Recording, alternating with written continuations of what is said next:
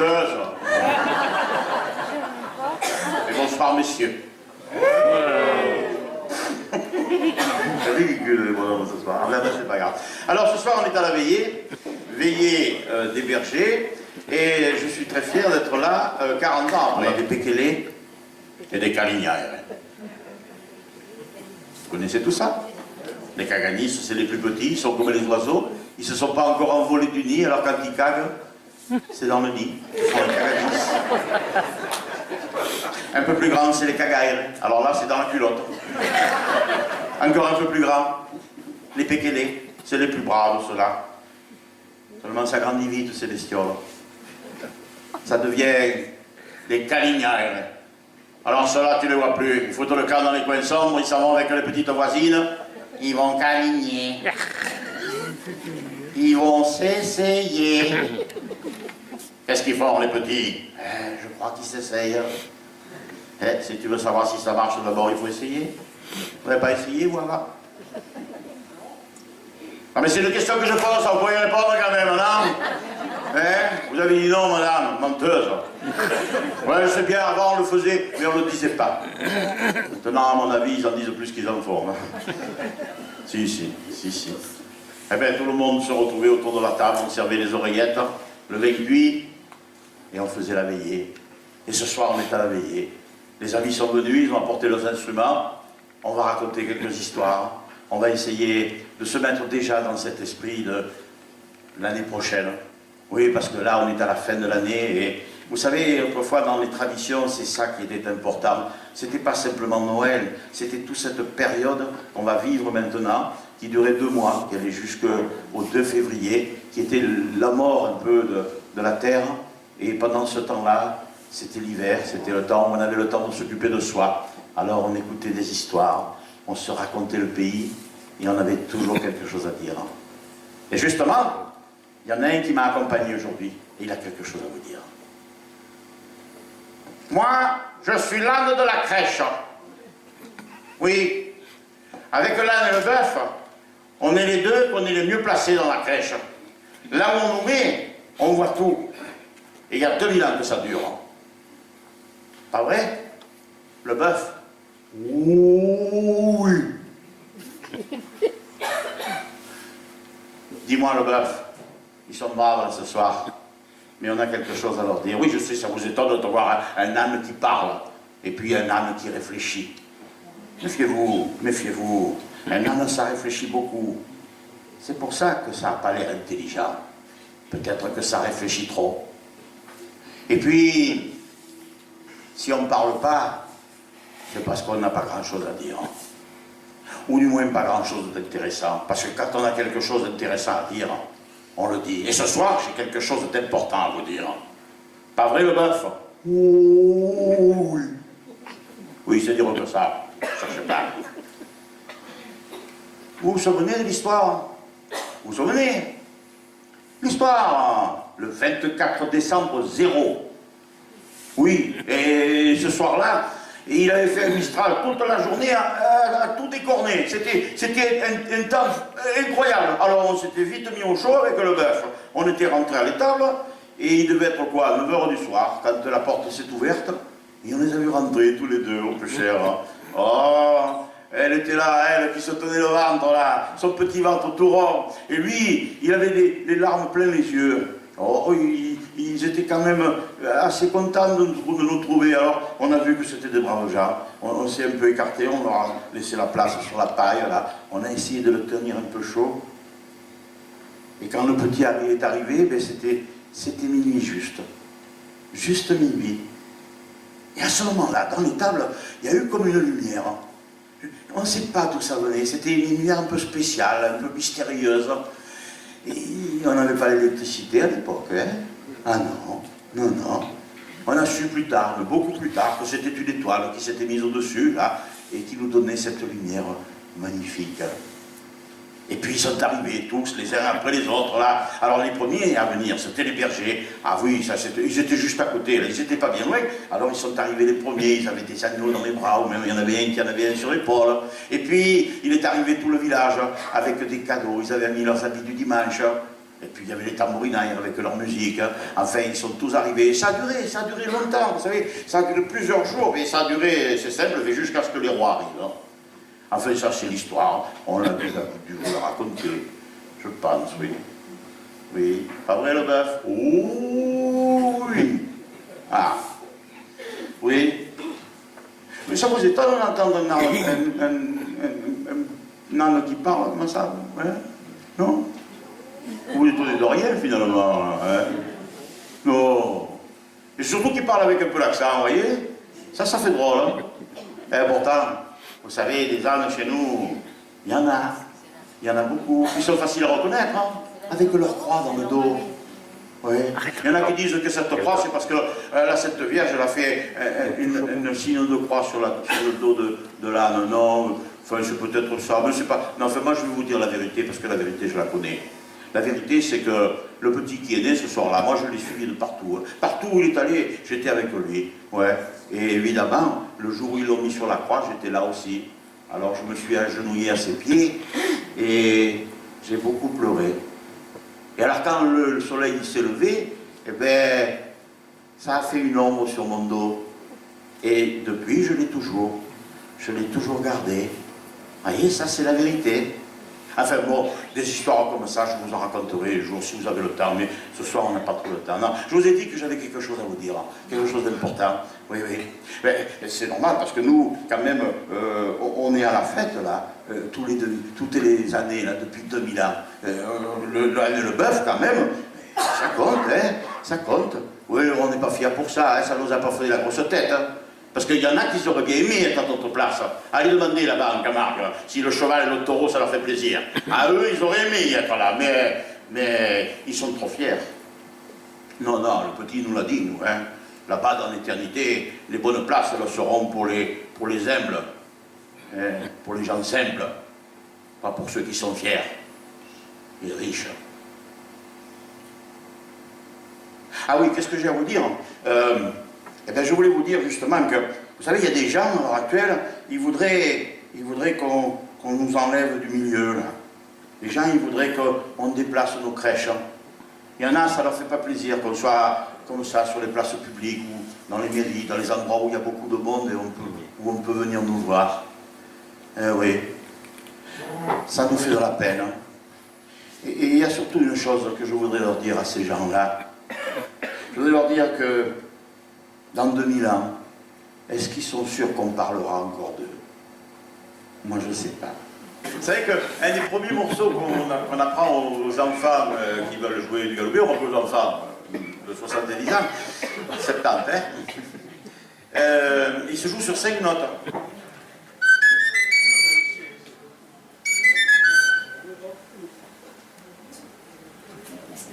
Ça dit rien à personne? Il n'y a pas de joueur de galoubet ce soir là ou quoi? Ouais, c'est un Noël de Nicolas Savol, et tout le monde le connaît. En plus, il est vraiment à sa place ce soir.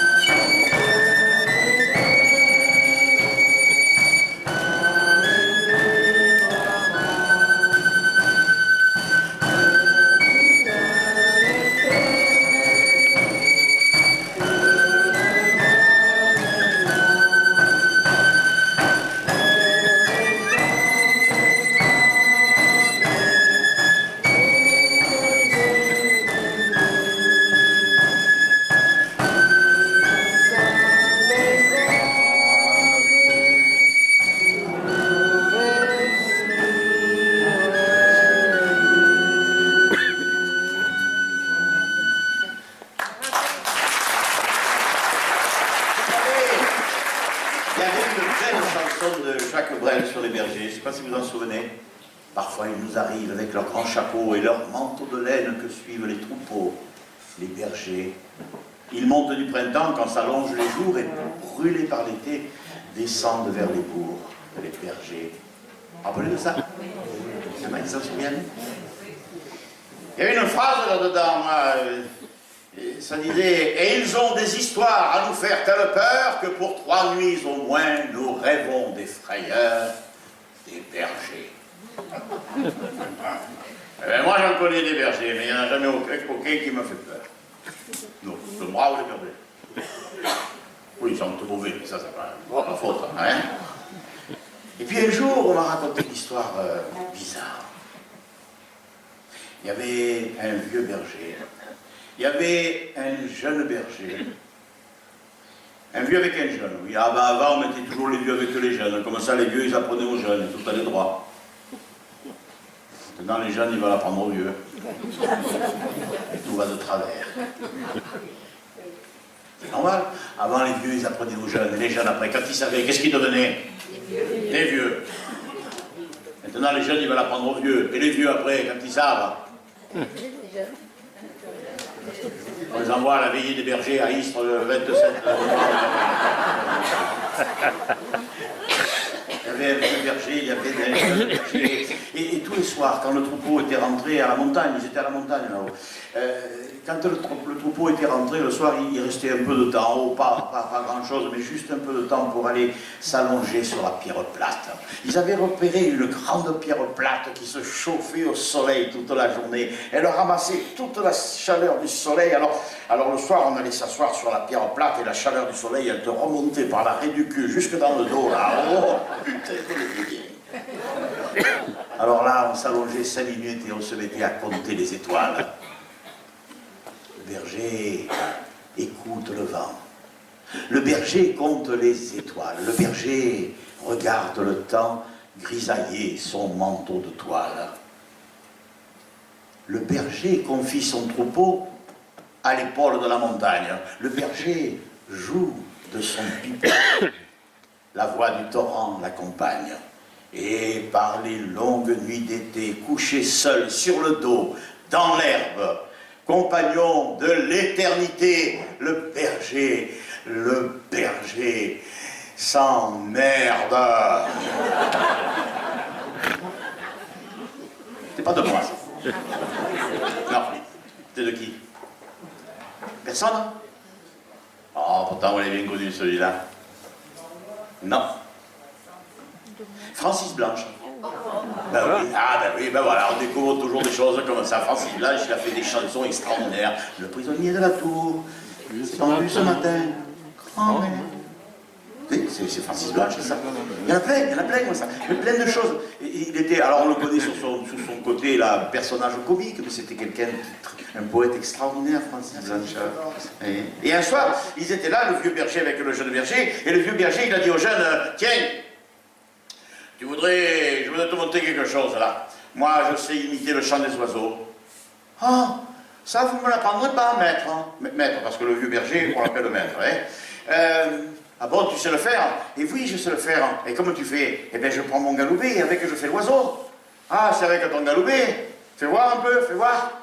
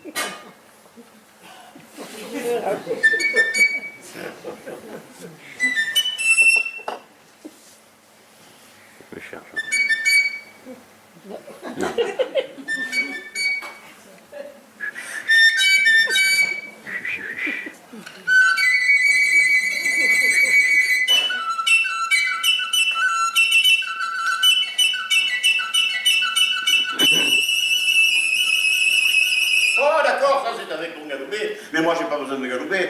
Moi, l'oiseau que j'appelle, j'ai qu'à tendre ma main. C'est juste avec ma bouche. Et il vient manger jusque dans ma main. Oh, mais ça, j'aimerais bien le voir. Eh bien, regarde, tu vas voir.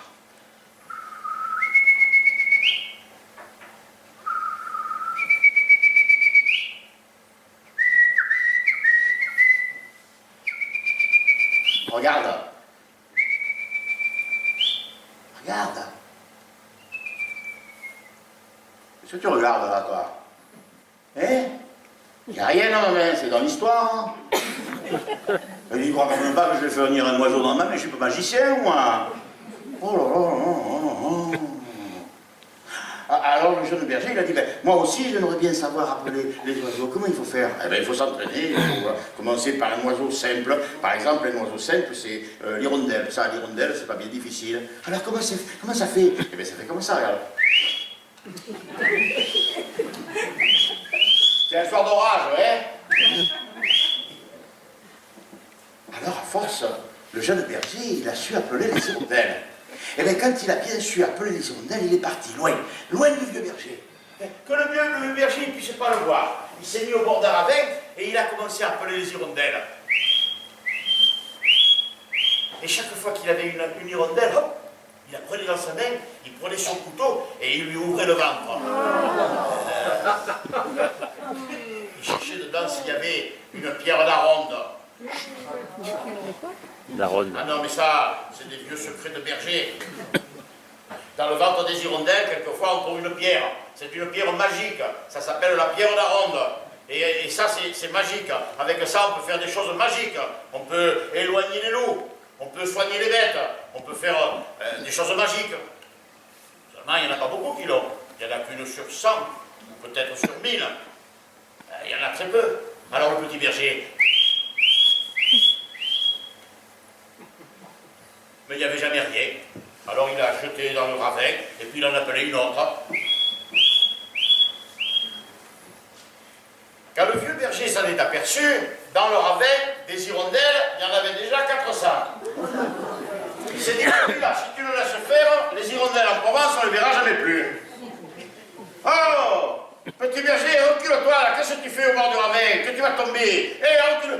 Tu cherches la pierre d'aronde. Et vous connaissez ça, vous aussi, maître? Ah, si moi je ne le connais pas, qui c'est qui va le connaître? Mais c'est fini, ça s'est terminé, on a beaucoup mieux maintenant. Ah bon, il y a quoi? Il y a la larme de diamant. Oh, c'est quoi ça? C'est un oiseau qui vole au-dessus de ta tête. De son œil, il coule une larme, mais c'est pas une vraie larme, c'est du vrai diamant, du diamant pur. Et la larme de diamant, ça vaut 10 fois, 100 fois, 1000 fois mieux que la pierre d'aronde. Avec ça, tu peux avoir tout ce que tu veux. Tu peux avoir... les 6 chiffres et le numéro complémentaire. Et où il y en a de ça? Moi je sais où il y en a, mais d'abord il faut apprendre à siffler comme eux. Et comment ça siffle? Eh bien il faut mettre la langue vers l'arrière et souffler par les bords. Comment ça?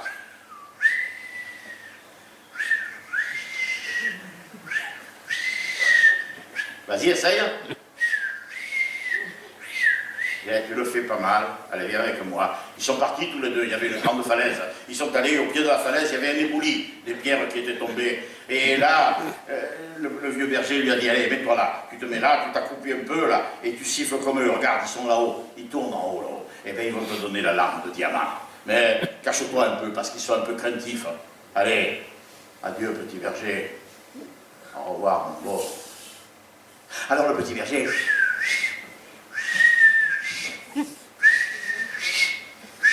Mais à part une merde dans l'œil, il n'avait rien vu. Hein.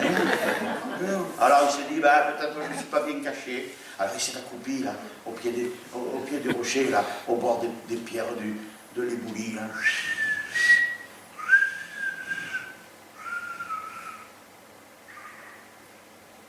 Il avait bien senti quelque chose de froid qui montait le long de sa jambe, mais il ne s'était pas méfié.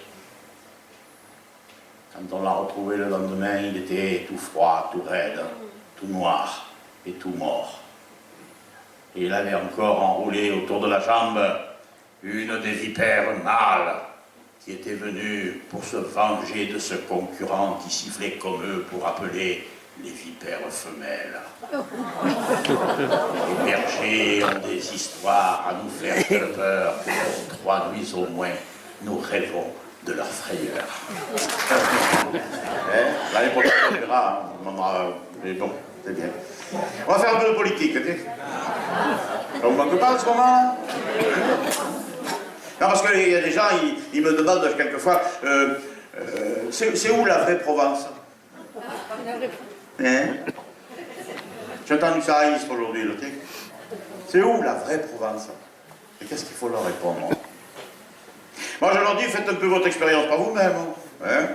Un jour, vous allez à Orange, par exemple, voyez, et vous demandez, c'est où la vraie Provence? Bon, vous savez, ici, c'est un peu la principauté d'Orange, enfin bon, c'est un peu une région, enfin, ça fait partie un peu de la Provence, oui, c'est ça, bon, enfin, c'est un peu Orange, bon, si vous voulez. Et le Nord, vous mettez ça où? Oh, le Nord, vous savez, c'est Bolène. Hein.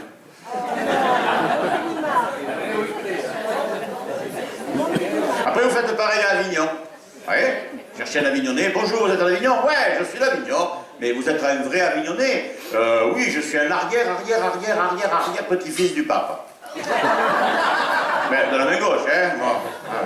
Dites-moi, monsieur l'Avignonnais, la vraie Provence, elle est où? Oh, ben, la vraie Provence, vous savez, Avignon, le Comte-Venetsec, le Mont Ventoux, la Fontaine de Vaucluse, vous y êtes, puis Frédéric Mistral qui a fait des écoles à Avignon quand même, vous voyez, oui. Ah, d'accord. Et le Nord, mettez ça où? Oh, le Nord, monsieur, c'est Orange. Puis vous faites pareil à Arles. Bonjour monsieur, vous êtes d'Arles? Oui, je suis du royaume d'Arles. Déjà, ils ne parlent pas pareil, hein? Dites-moi, la vraie Provence, elle est où? La vraie Provence, monsieur, mais c'est le royaume d'Arles, alors, les Baux de Provence, l'abbaye de Montmajour, le moulin de Fontvieille, hein? J'ai pas dit de Daudet. Non, c'est le titre de Fontvieille. Et puis la Camargue aussi, et puis les Arlésiennes, les Tambourinais, tout ça, c'est la vraie Provence, monsieur, le boulevard des Lys. Et le Nord, mettez où? Oh là, le Nord, monsieur, Tarascon. 13 km, oui. En passant par le Rhône. Puis après, vous faites pareil à Marseille. Cherchez un Marseillais. Déjà, il ne faut pas arriver par la porte d'Aix. Hein. Non, arrêtez, s'il vous plaît, on est en pleine campagne électorale. Non, mais c'est vrai. Bonjour monsieur, vous êtes de Marseille? Pardon, excusez-moi.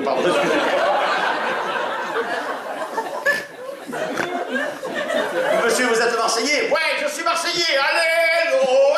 Allez, l'OM! Ah, ça c'est bon, ça va, c'est bien. Dites-moi, monsieur le Marseillais, la vraie Provence, elle est où? Ah ben, on fout de ma gueule. La vraie Provence, monsieur, c'est Marseille.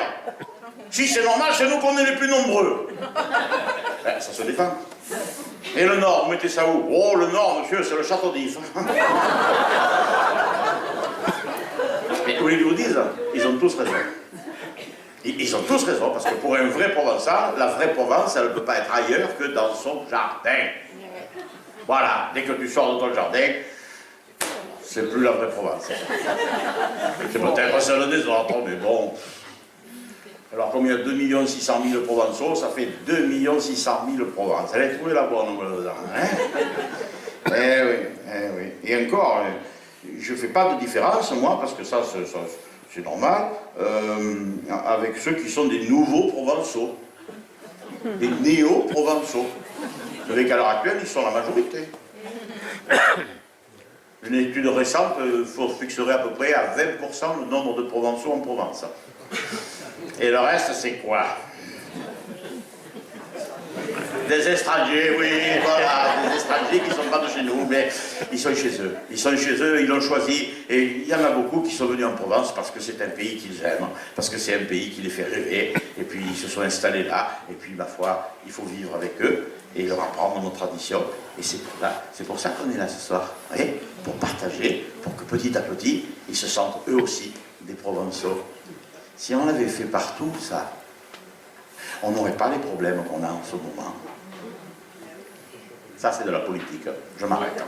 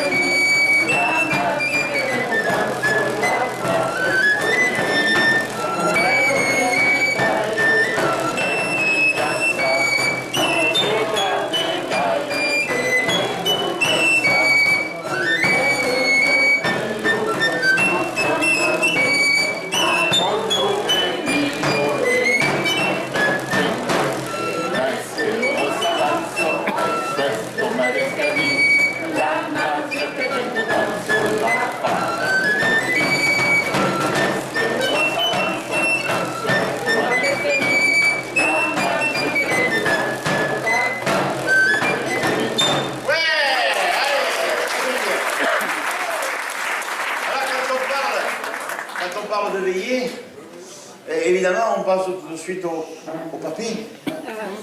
Parce qu'à l'époque, il n'y avait que lui qui avait droit à la parole. Quand le papy parlait, tais-toi, il y a le papy qui parle. Maintenant, c'est tais-toi, papy, il y a la télé qui parle. Ça a changé. Il faisait du bruit quand il mangeait, papy.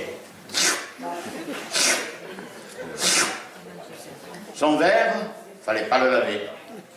Il disait, les médicaments, tout ça, c'est que des boniments. D'abord l'alcool, ça tue les vers. Il essuyait sur le bout de la table, papy, son labiole, en corne véritable.